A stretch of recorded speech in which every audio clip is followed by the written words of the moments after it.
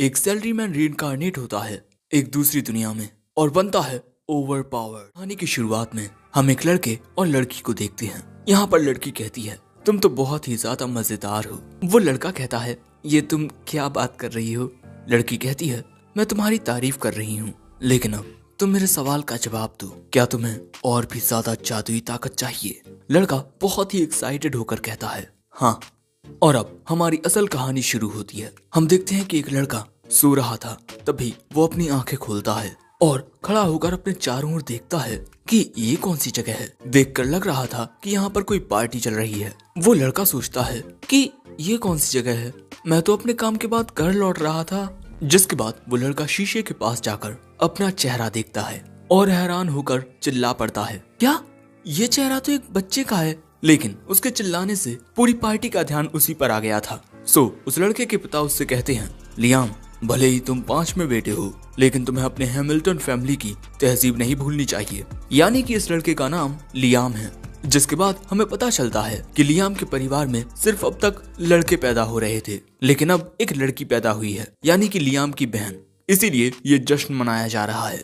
लेकिन ये सारी बातें सुनकर लियाम कहता है, क्या ये कोई सपना है? फिर अगले दिन जब लियाम सोकर उठता है, तब वो उठते ही कहता है, ये सपना नहीं है। जिसके बाद लियाम तैयार होता है और हमें पता चलता है कि हमारा मेन कैरेक्टर जिसकी बॉडी में है, उसका नाम लियाम हैमिल्टन है, हैमिल्टन फैमिली का 5वां बेटा। और कल रात जो पार्टी हो रही थी, वो लियाम की छोटी बहन के पैदा होने की खुशी में थी। जिसके बाद लियाम बाहर आकर देखता है कि उसे यहाँ जितनी भी ये जगह दिखाई दे रही है, वो हैमिल्टन परिवार की है। जिसके बाद हम लियाम को एक लड़के के साथ बात करते हुए देखते हैं। ये है हैमिल्टन परिवार का 4था बेटा ब्रूनो, यानी कि लियाम का बड़ा भाई। और यहाँ ब्रूनो लियाम को बताता है कि इनका परिवार बेदखल होने की कगार पर है, क्योंकि राज्य के नियमों के मुताबिक सभी नोबल फैमिलीज को हर 3 पीढ़ियों में कुछ बड़ा हासिल करना होता है, वरना वो अपना स्टेटस खो बैठेंगी। और इनके परिवार में इनके पिता ही वो 3री पीढ़ी है, और जब इनका सबसे बड़ा भाई एल ब्रीबिट परिवार का मुखिया बनेगा, तब 4थी पीढ़ी के आते ही ये लोग कॉमनर बन जाएंगे। इसी वजह से इनके पिता और एल ब्रीबिट अपनी पूरी जी जान लगा रहे हैं ताकि इनके नोबल स्टेटस को बचा पाएं। लेकिन मैं तो जो चाहे वो कर सकता हूँ। यहाँ लियाम की उम्र 12 साल और ब्रूनो की उम्र 13 साल है। लेकिन तभी कमरे में इनके टीचर आते हैं। आते ही वो कहते हैं, बच्चों, आज हम मैजिक पढ़ेंगे। और ये बात सुनते ही लियाम बहुत एक्साइटेड हो जाता है, क्योंकि उसकी पिछली जिंदगी में मैजिक नाम की चीज ही नहीं होती थी। लेकिन तभी ब्रूनो उसे बताता है कि उसे इतना खुश होने की जरूरत नहीं है, क्योंकि सिर्फ 100 में से एक शख्स ही मैजिक का यूज कर पाता है। लेकिन इसके बावजूद भी लियाम बहुत खुश होता है और उसके लेसन्स खत्म होते ही वो अपनी मेट के पास दौड़ते हुए आता है और कहता है कि मुझे लाइब्रेरी दिखाओ। जिसके बाद वो मेट लियाम को लाइब्रेरी में लेकर आती है। लियाम देखता है कि यहाँ पर बहुत सारी किताबें हैं। जिसके बाद वो यहाँ से एक किताब उठाता है, क्योंकि अपने स्टडी लेसन्स के जरिए उसे पता चला है कि मैजिक का यूज करने के लिए आपको ग्रिमोर की जरूरत पड़ेगी, और इनकी इस लाइब्रेरी में ग्रिमोर्स हैं। लियाम यहाँ फायर मैजिक की ग्रिमोर को पढ़ने लगता है और इसके बाद फोकस के साथ मैजिक यूज करने की कोशिश करता है। और हम देखते हैं कि लियाम बहुत ही आसानी से मैजिक का यूज कर लेता है, जो देख उसकी मेड उसके लिए बहुत खुश होती है। इसके बाद लियाम अपने पिता से इजाजत मांगने आता है कि वो ग्रिमोर का यूज कर सके। उसके पिता कहते हैं, तुम जो चाहे वो कर सकते हो, अब जाओ यहाँ से, मैं बिजी हूँ। शायद से लियाम के पिता उसमें जरा भी इंटरेस्टेड नहीं है, लेकिन फिर भी लियाम बहुत खुश होता है कि उसे इजाजत मिल गई। जिसके बाद हम देखते हैं कि लियाम दिन और रात ग्रिमोर्स को पढ़ने लगता है, क्योंकि जितना ज्यादा वो मैजिक के बारे में सीखेगा, वो उतना ही बेहतर तरीके से मैजिक का यूज कर पाएगा। और इसके बाद लियाम अपने घर से थोड़ा दूर आकर फायर मैजिक को कास्ट करने की कोशिश करता है, और वो ऐसा आसानी से कर भी लेता है। और वो ये भी जान चुका है कि जब आप मैजिक को बहुत अच्छे से सीख जाते हैं, तब आपको उसका यूज करने के लिए ग्रिमोर की भी जरूरत नहीं पड़ती। और ऐसे ही 1 महीना गुजर जाता है। लियाम अपने भाई ब्रूनो को मैजिक यूज करके दिखाता है, वो भी ग्रिमोर के बिना, जो देख ब्रूनो काफी हैरान होता है और लियाम से उस ग्रिमोर को लेकर उसे पढ़कर वो भी मैजिक यूज करने की कोशिश करता है, लेकिन बेचारा ऐसा नहीं कर पाता। दोस्तों, जो लोग मैजिक का यूज कर पाते हैं, उन्हें भी सही से मैजिक कास्ट करने के तरीके को सीखने में 1 साल लग जाता है। यानी कि लियाम की बॉडी शुरुआत से ही मैजिक के लिए योग्य थी। तभी ब्रूनो कहता है, तुम मैजिक का यूज कर सकते हो, इसका मतलब तुम्हें राज्य में काफी अच्छी पहचान मिल सकती है, लेकिन क्या तुम परिवार के मुखिया बनना चाहते हो? लियाम कहता है, बिल्कुल भी नहीं, ब्रूनो वहाँ से जाते हुए कहता है, बड़े भाई को गुस्सा मत दिला दियो। जिसके बाद हम देखते हैं कि फायर मैजिक अच्छे से सीखने के बाद लियाम आइस मैजिक सीखने के लिए बहुत बेताब था। लेकिन तभी उसके पास उसके पिता आते हैं। उन्हें पता चला है कि लियाम मैजिक का यूज कर सकता है, इसीलिए वो लियाम को मैजिक दिखाने को कहते हैं। लियाम यहाँ आइस मैजिक से इस ग्रोमोर को जमाने लगता है, जो देख वो कहते हैं, ओह तो तुम इतना ही कर सकते हो। लेकिन इसके बाद लियाम बिना ग्रोमोर के उन्हें फायर मैजिक यूज करके दिखाता है, जो देख वो भी हैरान हो जाते हैं और इसके बाद हंसते हुए कहते हैं, बस एक ही महीने में तुमने इतना सब सीख लिया, ईश्वर ने हम पर कृपा की है। लियाम तुम जितनी चाहे उतनी ग्रोमोर्स का यूज कर सकते हो। जो बात सुन लियाम खुश हो जाता है। लेकिन तभी एक सर्वेंट वहां आकर लियाम के पिता को कुछ कहता है, जो सुन लियाम के पिता कहते हैं, जल्दी से सेना को इकट्ठा करो। और इसके बाद हम लियाम को पहाड़ी पर देखते हैं। लियाम सोच रहा था कि आखिर क्या हुआ होगा, लेकिन तभी उसके सामने एक आदमी बैठा दिखाई देता है। लियाम को देख वो कहता है कि तुम तो हैमिल्टन फैमिली के 5वें बेटे हो, है ना? हाँ, शायद यही मेरी किस्मत है। चलो अब मुझे जेल में डाल दो। लियाम कहता है, और मैं ऐसा क्यों करूंगा? वो आदमी कहता है, हाँ तुम एक बच्चे जो हो, क्या तुम यहाँ जादू सीखने के लिए आए हो? मैजिक को सीखने का सबसे अच्छा रास्ता लगातार उसकी प्रैक्टिस करते रहना है। लियाम कहता है, हाँ इसीलिए मैं उसकी प्रैक्टिस करने आया हूँ। और वो वहाँ से जाने लगता है। लेकिन तभी यह आदमी कहता है, मैजिक सीखने का एक और अच्छा रास्ता है। उसकी बात सुन लियाम उसके पास आता है और अब वो आदमी लियाम को एक साथ 5 प्रकार के मैजिक का यूज करके दिखाता है। एक साथ 5 प्रकार के मैजिक को कास्ट करो, जिससे तुम्हारा वक्त बचेगा। लियाम पूछता है कि आखिर वो ऐसा कैसे कर सकता है, प्लीज मुझे सिखाओ ना। ये देख वो आदमी कहता है, तुम मुझे पसंद आए बच्चे, तुम दूसरे नोबल्स की तरह घमंडी नहीं हो। लियाम मन में कहता है, क्योंकि मैं एक नोबल हूँ ही नहीं। और इसके बाद वो आदमी लियाम को सिखाना शुरू करता है। सबसे पहले वो लियाम को जमीन पर एक डायग्राम बनाने को कहता है। लियाम अपने दोनों हाथों से एक साथ अलग अलग टाइप के डायग्राम बना लेता है, जो देख वो आदमी कहता है, बहुत अच्छे। अब अपने दाएं और बाएं हाथ से अलग अलग मैजिक स्पेल कास्ट करने की कोशिश करो।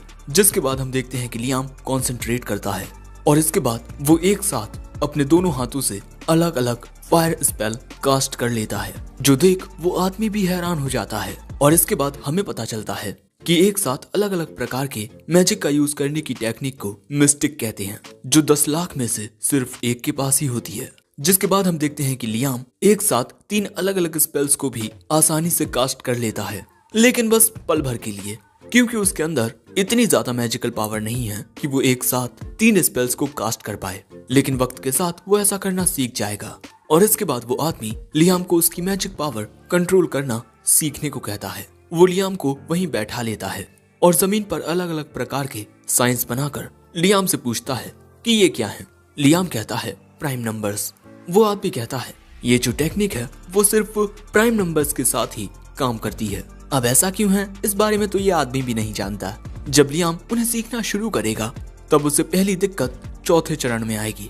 इसीलिए लोग अक्सर चौथे या छठे चरण में ही फंस कर रह जाते हैं, क्योंकि इन्हीं स्टेजेस को पार करना सबसे मुश्किल होता है। लेकिन वो आदमी बताता है कि जब तुम 4th स्टेज को पार कर लेते हो तब तुम्हें वो अनुभव मिल जाता है जिससे तुम छठे पड़ाव पर अटकोगे नहीं। लेकिन फिर तुम्हें दिक्कत आएगी 9th स्टेज पर, क्योंकि ये नंबर तुम्हें फंसा लेगा।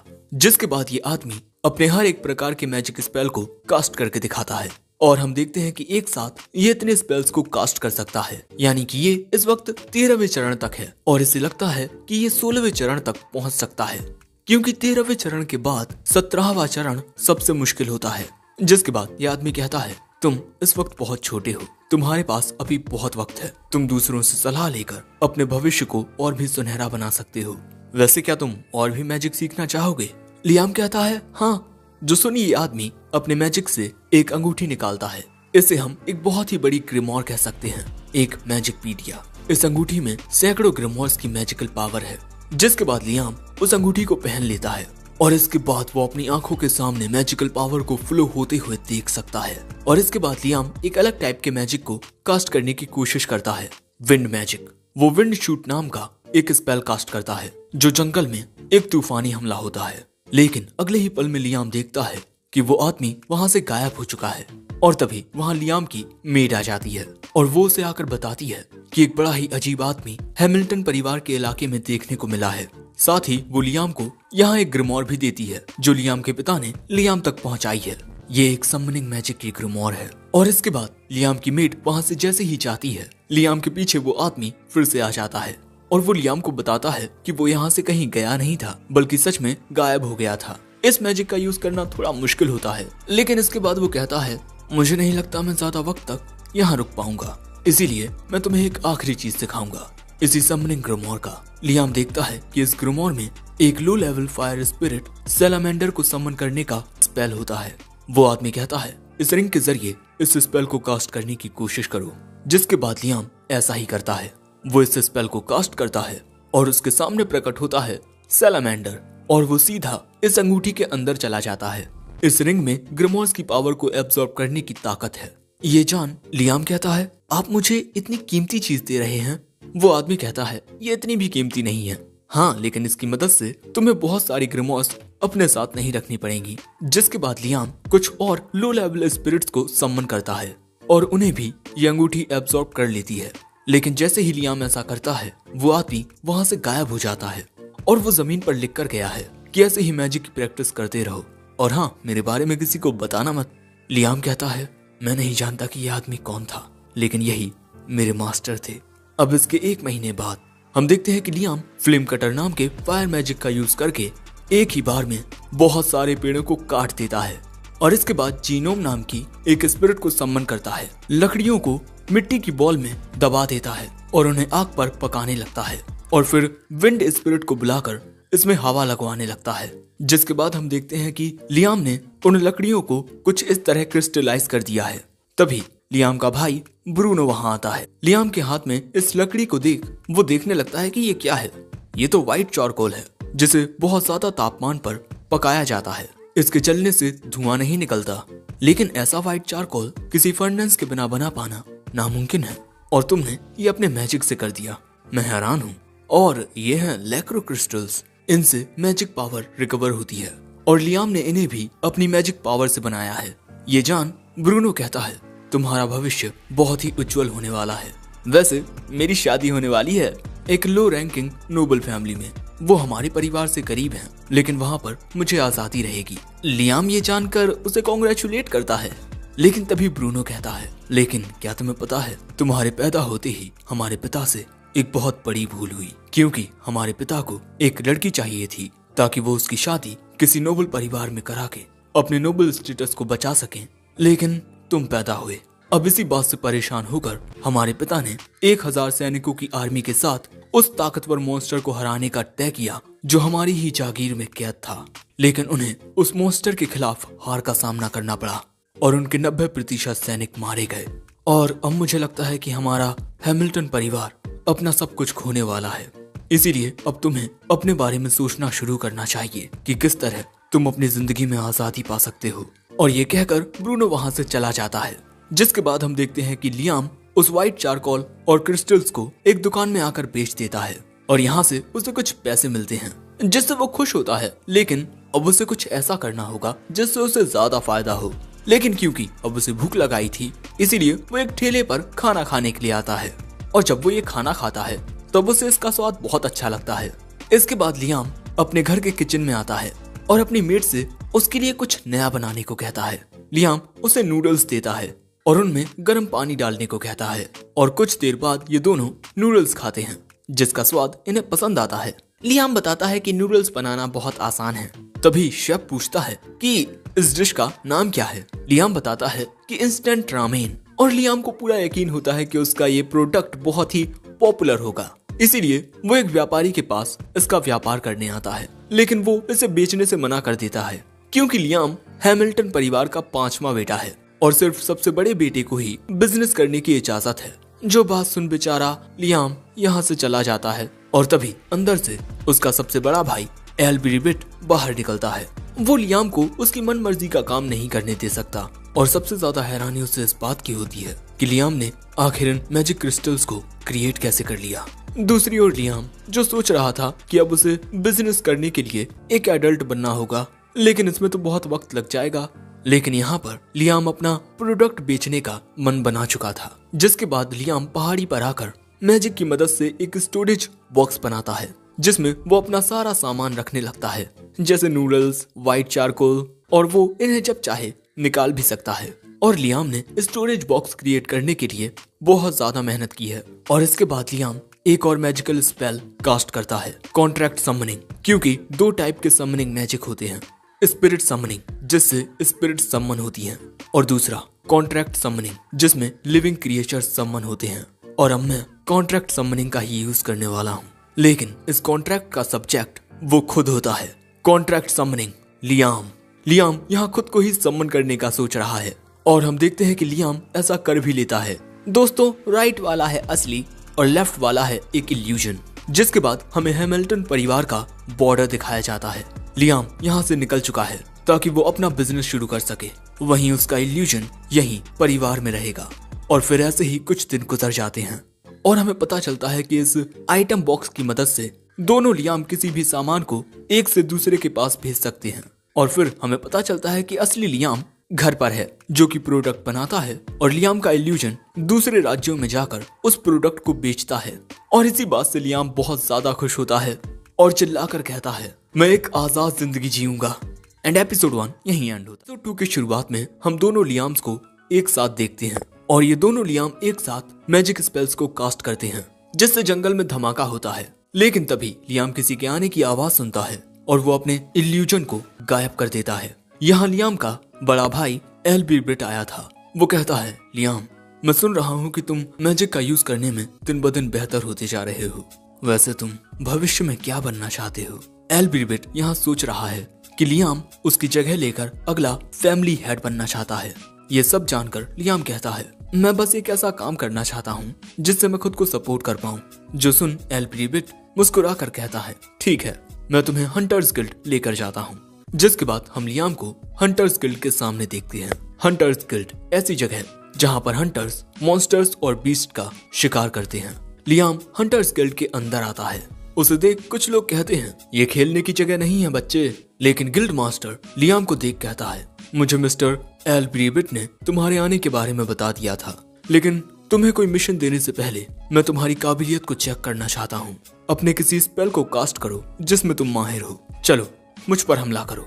लियाम इस वक्त अपनी मैजिक पावर से अपना एक इल्यूजन बहुत दूर किए हुए हैं, इसीलिए वो इस वक्त अपनी पूरी ताकत का इस्तेमाल नहीं कर सकता। लेकिन वो जितनी भी मैजिकल पावर दिखाता है, उसे देख गिल्ड मास्टर के साथ साथ वहाँ पर मौजूद सभी हैरान हो जाते हैं। गिल्ड मास्टर कहते हैं, तुम्हारी पावर देखकर मैं तुम्हें C रैंक या B रैंक लाइसेंस दे सकता हूँ। जिसके बाद लियाम अपना B रैंक लाइसेंस लेकर जाने लगता है। लेकिन तभी उसके पास एक लड़की आती है। मेरा नाम आसुना एक्वेज है और मैं चाहती हूँ कि क्यों ना हम साथ में हंटिंग करें। ऐसा करने से हम दोनों ही ज्यादा सेफ रहेंगे।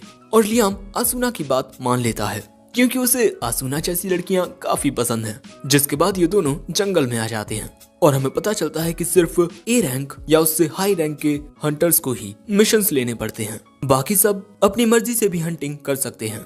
लेकिन अगले ही पल में आसुना अपनी तलवारें निकाल लेती है क्योंकि इनके सामने एक भेड़िया आ चुका था। वो एक नहीं था, इन्हें चारों ओर से भेड़ियों ने घेर लिया है। लेकिन तभी लियाम कहता है, तुम इन्हें खत्म कर देना। और इसके बाद लियाम अपनी मैजिक पावर से काफी सारे जीनोम्स को सम्मन करता है जिन्हें ये भेड़िए दबा लेते हैं। लेकिन तभी ये जीनोम्स फूलना शुरू हो जाते हैं, जिस वजह से सभी भेड़िए कुछ इस तरह फंस जाते हैं। और इसी मौके का फायदा उठाकर आसुना इन पर हमला कर देती है और इसके बाद इन सभी भेड़ियों को हंटर्स गिल्ड तक लाया जाता है। आसुना गिल्ड मास्टर को बताती है कि ये 42 भेड़िए हैं। अब क्योंकि ये इतने ज्यादा ताकतवर होते हैं, इसीलिए गिल्ड मास्टर इन्हें एक मिशन देना चाहते हैं। अगले सीन में हम आसुना और लियाम को कहीं जाते हुए देखते हैं और आसुना काफी ज्यादा खुश लग रही थी क्योंकि इन्हें एक मिशन मिला है। इस रास्ते से एक बहुत ही मशहूर इंसान गुजरने वाला है, इसीलिए गिल्ड मास्टर चाहते हैं कि ये दोनों इस मॉन्स्टर को हरा दें, एक जाइंट कैटरपिलर। जिसके बाद हमें पता चलता है कि मॉन्स्टर्स की बॉडी में मैजिक स्टोन्स होते हैं और इन्हीं की मदद से मॉन्स्टर्स मैजिक या हाई लेवल कॉम्बैट स्किल्स का यूज कर पाते हैं। इसीलिए ये मामूली बीस्ट से बहुत खतरनाक होते हैं। इसीलिए आज लियाम अपनी पूरी ताकत के साथ आया है। आज उसने अपना इल्यूजन हटा दिया है और इसके बाद जब वो जाइंट कैटरपिलर इनके सामने आता है तब इनके किसी भी हमले का उस पर कोई असर होता ही नहीं। इसीलिए इन दोनों को वहां से भाग कर आना पड़ता है। आसूना कहती है, मुझे नहीं लगता कि वो मॉन्स्टर तब तक मरेगा जब तक उस पर कोई बड़ा सा मीटियोर आकर ना गिरे। लियाम कहता है, ये तो बहुत ही अच्छा आइडिया है। अगले सीन में हम देखते हैं कि आसूना उस मॉन्स्टर को अपने पीछे भगाने लगती है। इसी मौके का फायदा उठाकर लियाम अपने आइटम बॉक्स में से एक बड़ा सा पत्थर निकाल के इस कैटरपिलर की ओर फेंकता है और ये मॉन्स्टर उसके नीचे ही दब जाता है, जो देख आसूना हैरान हो जाती है। लेकिन इन दोनों ने इस मॉन्स्टर को हरा दिया है, वो भी एक नहीं दो। लेकिन वहाँ मौजूद हंटर्स को यकीन नहीं हो रहा था कि इन दो बच्चों ने इतने खतरनाक मॉन्स्टर्स को हराया है। तभी आसूना कहती है कि कोई बहुत जरूरी इंसान यहाँ पर आने वाला है। ये बिल्कुल भी अच्छा नहीं होता अगर ये मॉन्स्टर उन पर हमला कर देते। गिल्ड मास्टर कहते हैं, हाँ तुमने सही कहा, इसीलिए मैं तुम्हें इस रिवॉर्ड का 5 गुना ज्यादा दूंगा। जो सुन ये दोनों खुश हो जाते हैं और फिर इसके कुछ दिन बाद वो जरूरी शख्स इनके शहर में आता है और यहाँ पर लियाम का भाई एल्ब्री बिट भी आया हुआ था और वो लियाम से ये कहकर चला जाता है कि ऐसे ही अच्छा काम करते रहो। लियाम मन में कहता है, एक बड़े भाई के लिए उसके सिबलिंग्स उसके लिए बस परेशानी होते हैं और कुछ नहीं। तभी आसूना भी कहती है कि ये तुम्हारा बड़ा भाई था, कितना अजीब था। तभी घोड़ागाड़ी से वो जरूरी शख्स बाहर निकलता है। उसके स्वागत के लिए लियाम के पिता और उसका बड़ा भाई खड़े हुए थे, लेकिन तभी वो जरूरी शख्स लियाम की ओर देखता है। आसूना खुश होकर कहती है, अगर एक जरूरी शख्स ने हम पर ध्यान दिया तब हमारी पहचान और भी बढ़ जाएगी। लेकिन अगले सीन में हम उस जरूरी शख्स और लियाम को आमने सामने बैठा देखते हैं। मेरा नाम जेम्स स्टैनली है और तुम हैमिल्टन परिवार के 5वें बेटे हो, लेकिन मैं यहाँ ये जानना चाहता हूँ कि तुम्हारा रेमोंड के साथ क्या नाता है। तुम्हारे हाथ में वो अंगूठी रेमोंड की है। लियाम को याद आता है वही शख्स जिसने उसे जादू के बारे में बहुत सी चीजें सिखाई हैं। लियाम कहता है, ये अंगूठी मेरे मास्टर ने मुझे दी है। वो आदमी कहता है, मास्टर? और इसके बाद लियाम उसे पूरी कहानी सुनाता है। हंसते हुए ये आदमी कहता है, ओह तो उसने एक स्टूडेंट बना लिया है। और इसके बाद ये आदमी लियाम को अपने सबसे ताकतवर स्पेल के साथ अपने बटलर पर हमला करने को कहता है। वो देखना चाहता है कि लियाम कितना ताकतवर है। ये बटलर अपने सामने एक शील्ड बना लेता है और इसके बाद हमें पता चलता है कि इनकांटेशंस आपकी मैजिक पावर की अपर लिमिट को बढ़ा देते हैं। इनकांटेशंस वो शब्द होते हैं जो आपकी आत्मा और दिल के साथ तालमेल खाते हैं। इसीलिए लियाम अपनी दुनिया की अपनी फेवरेट सिंगर्स को याद करता है और इसके बाद उनका नाम लेते हुए मैजिक मिसाइल से हमला करता है। इनकांटेशंस के बिना लियाम की लिमिट सिर्फ 7 है, लेकिन इनकांटेशंस के साथ वो बढ़कर 11 पहुंच जाती है और उसका ये स्पेल इतना ताकतवर होता है कि उससे उस बटलर की शील्ड टूट जाती है। जो देख जेम्स कहता है, बच्चे तुम तो बहुत ही होनहार हो और अगर तुम हंटिंग में अपना भविष्य बनाना चाहते हो तब मैं तुम्हें एक नाइट का टाइटल दे सकता हूँ जिससे तुम्हें आजादी मिलेगी। और इसी तरह से लियाम को उसकी आजादी मिल गई, लेकिन एडल्ट होने तक उसे अपने परिवार के साथ ही रहना होगा। और इसके बाद हम देखते हैं कि रिचुअली लियाम एक नाइट बन चुका है। जेम्स कहता है, तुम अब एक नाइट हो, लेकिन शायद ये बात तुम्हारे पिता को पसंद ना आए। वो तुम्हारी ताकत का इस्तेमाल अपने परिवार के लिए करना चाहते हो, लेकिन अगर तुम चाहो तो दूसरे तरीकों से भी अपने पिता की मदद कर सकते हो। तुम्हारी सारी अचीवमेंट्स तुम्हारे परिवार की ही होगी। वैसे क्या तुम्हें कभी ऐसा लगा है कि रेमोंड ने तुम्हारे साथ मजाक किया हो, क्योंकि उसे मजाक करने की बहुत आदत है। ये सुन लियाम कहता है, कुछ दिन पहले जब मैं आइटम बॉक्स के स्पेल के साथ प्रैक्टिस कर रहा था तब लियाम एक तालाब के पानी को अपने आइटम बॉक्स में भर लेता है, जिसके बाद वो अपने आइटम बॉक्स को चेक करता है और उसमें उसे उसके मास्टर यानी रेमोंड का एक लेटर मिलता है। अगर तुम इस लेटर को पढ़ रहे हो लियाम, इसका मतलब है कि तुमने आइटम बॉक्स को मास्टर कर लिया है। और मैं तुम्हें बताना चाहता हूँ कि इस तालाब में 100 किलो सोना था, मेरी ओर से तुम्हारे लिए ग्रेजुएशन गिफ्ट। और अगर तुम्हें मेरा तोहफा पसंद ना आया हो तब तुम इस बारे में सोचना कि आखिर मैंने क्यों 100 किलो ही चुना। ये तुम्हारा ग्रेजुएशन टेस्ट है। ये सुन जेम्स कहता है, मैं तुम्हें ये कह सकता हूँ कि वो सोना धुएं की एक परत है। तुम्हारा असली ग्रेजुएशन गिफ्ट कुछ और है, वो कोई ऐसी चीज होगी जो इस सोने से बहुत कीमती होगी। ये सुन लियाम फिर से जंगल में उसी जगह आता है और अपने आइटम बॉक्स की मदद से उस तालाब का पूरा पानी फिर से आइटम बॉक्स में डाल लेता है और तालाब के अंदर आकर देखता है कि आखिर मास्टर का मतलब क्या होगा। उन्होंने पानी के अंदर 100 किलो सोना रखा, गोल्ड डस्ट मिलाकर। 1 मिनट, मुझे शायद इसमें से गोल्ड डस्ट बाहर निकालनी चाहिए। जिसके बाद हम देखते हैं कि लियाम आइटम बॉक्स में से गोल्ड डस्ट बाहर निकालने लगता है और पूरी गोल्ड डस्ट के वहां आते ही वहां एक सर्कल क्रिएट हो जाता है और फिर वहां एक खुफिया रास्ता निकलता है। जो देख लियाम कहता है, वाह आपको समझ पाना बहुत मुश्किल है मास्टर। इसके बाद लियाम उस जगह के अंदर आता है। यहाँ उसके लिए एक ग्रिमोर और एक लेटर था। लेटर में लिखा था कि लियाम, यही है तुम्हारा असली ग्रेजुएशन गिफ्ट, ये मैक्सिमम लेवल ग्रिमोर। मैं तो इसका इस्तेमाल नहीं कर सका, शायद तुम कर पाओ।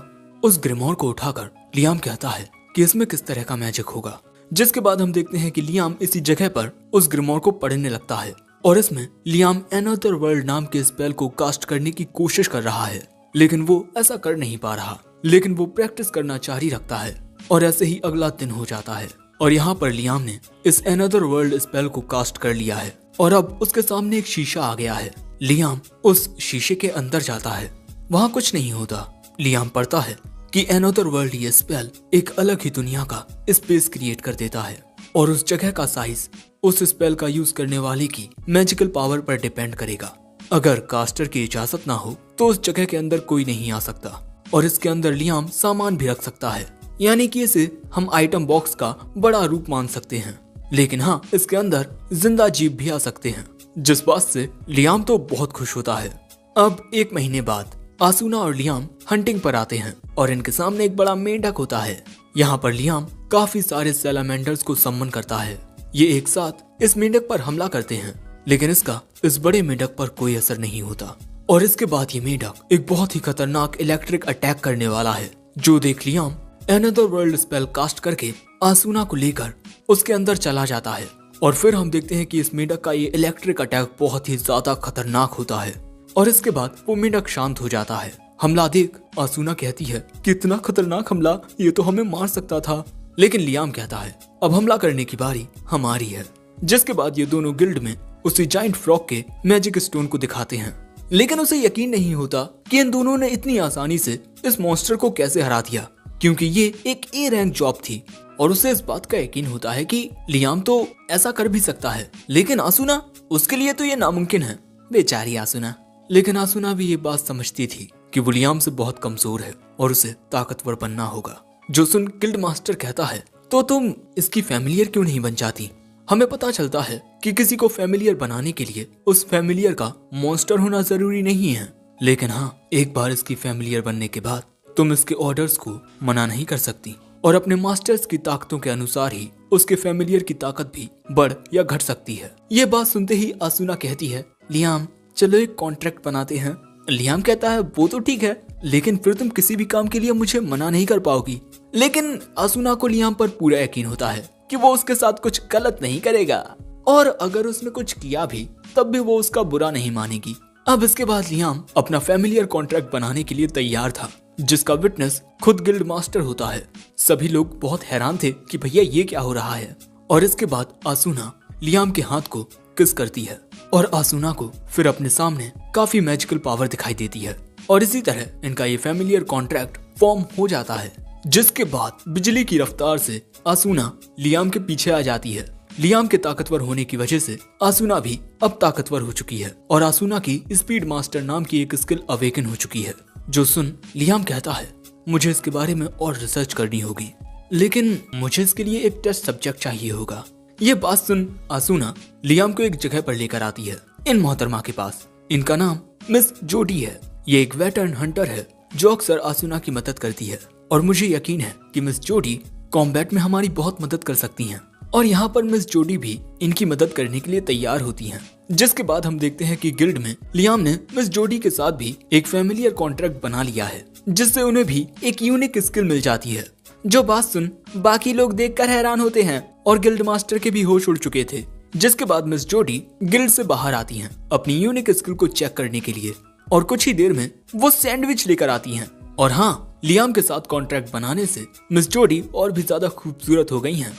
यहाँ पर एक शख्स घायल होता है, इसीलिए मिस जोडी उसे ये सैंडविच खाने को देती हैं। लेकिन वो शख्स जैसे ही इस सैंडविच को खाता है उसका जख्म ठीक हो जाता है और उसकी बॉडी में एक नई ताकत आ जाती है, यानी कि मिस जोडी के हाथ का बना हुआ खाना जख्मों को ठीक कर सकता है। भाई ये सब क्या हो रहा है? गिल्ड मास्टर ने तो अपना सिर पकड़ लिया है। जिसके कुछ दिन बाद जेम्स स्टैनली लियाम को बताते हैं कि कुछ ही दिन में प्रिंसेस यहाँ आने वाली हैं, हमारे जैमील किंगडम की पहली राजकुमारी प्रिंसेस स्कारलेट। और ऐसा इस वजह से है क्योंकि लियाम सिर्फ 12 साल की उम्र में ही हंटर्स गिल्ड के लिए ए रैंक मिशन कर रहा है और इतनी छोटी उम्र में वो एक साथ 11 स्पेल्स को कास्ट कर सकता है और साथ ही उसके साथ जो कॉन्ट्रैक्ट बनाता है उनकी पावर भी बहुत बढ़ जाती है। इसीलिए प्रिंसेस स्कारलेट का लियाम में बहुत इंटरेस्ट आ गया है और वो लियाम के फैमिलियर्स से भी मिलना चाहती हैं। लियाम कहता है, क्या कोई रास्ता है जिससे मैं उन्हें मना कर सकता हूँ, क्योंकि वो फैमिलियर्स मेरे दोस्त हैं, ना कि कोई जानवर जिस पर लोग एक्सपेरिमेंट करें। जेम्स कहता है, प्रिंसेस को मना करने का मतलब तुम समझ रहे हो ना? लियाम कहता है, हाँ। और इसके बाद जेम्स लियाम को यहाँ से जाने को कहते हैं। लियाम के जाने के बाद जेम्स झुककर कहता है, मुझे माफ कीजिएगा प्रिंसेस। जेम्स के सामने जो मेड खड़ी हुई थी वो कोई मेड नहीं बल्कि राजकुमारी हैं और वो कहती हैं, उस लड़के ने मना कर दिया, लेकिन क्या वो मेरे सामने ऐसा कर पाएगा? तो अब भाई लियाम के साथ क्या होने वाला है ये जानने में काफी मजा आएगा। वैसे ये एपिसोड 2 एंड हो गया। वीडियो पसंद आया हो तो लाइक करना, चैनल पर नया आए हो तो सब्सक्राइब करते जाना, कमेंट करके अपने ओपिनियन शेयर जरूर करना, साथ ही इस वीडियो को अपने दोस्तों के साथ शेयर भी कर देना। चाहो तो हमारे चैनल की मेंबरशिप ज्वाइन कर सकते हो। इसके अलावा मेरे सेकंड चैनल को भी सब्सक्राइब कर लेना, साथ ही मुझे इंस्टाग्राम और फेसबुक पर भी फॉलो कर लेना। मैं मिलता हूँ जल्दी एक नए वीडियो में, तब तक के लिए सायोनारा।